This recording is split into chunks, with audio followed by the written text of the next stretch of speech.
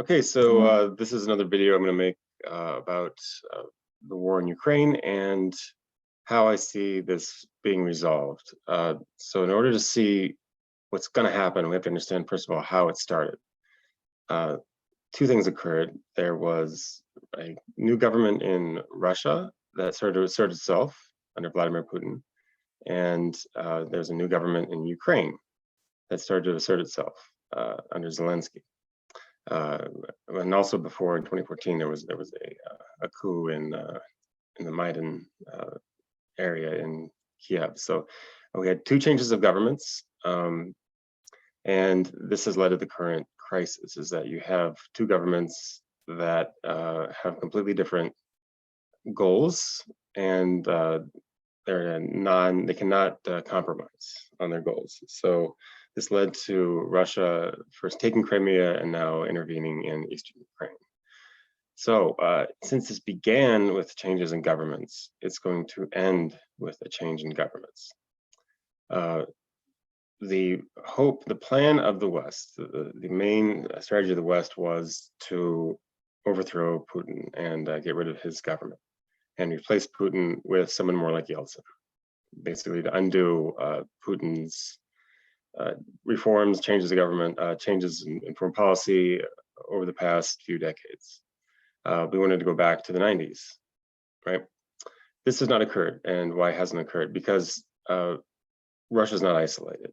The idea of defeating Russia was to isolate Russia from all of the support, all of the trade, and then weaken it through sanctions and have the population be upset enough to get rid of the government and create a new government that the West could work with.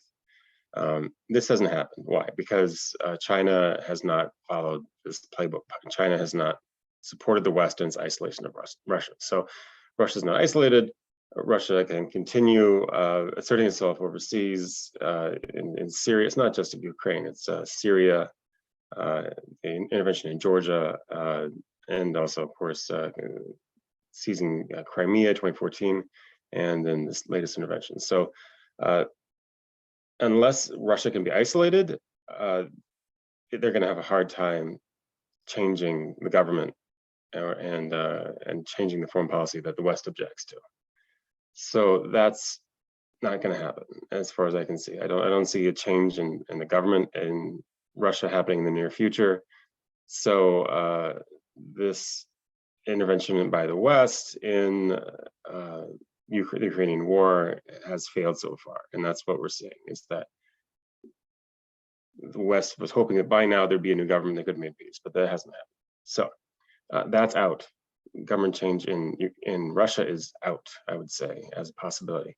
How about government change in Ukraine? Well, Ukraine is being supported by the West, and that's a very basic thing to understand. Is that without Western support, the Ukrainian government would not be able to continue this war.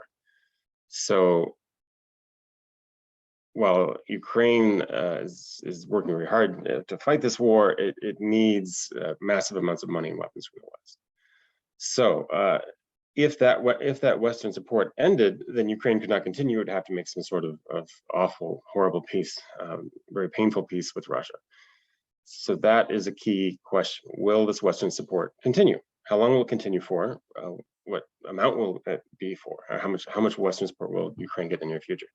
So right now, the Western governments are supporting Ukraine, and they're telling their people that we're going to support Ukraine no matter what. There are going to be elections coming up in the United States in November. There are elections in Europe, of course, in different countries, because there's so many countries in Europe. I don't even know which countries are having elections. But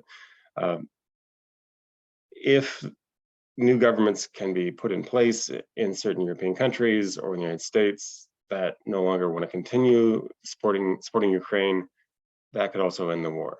And that I see as much more likely. I see a few European countries, maybe this winter, changing their policy or at least pushing for some sort of negotiated settlement.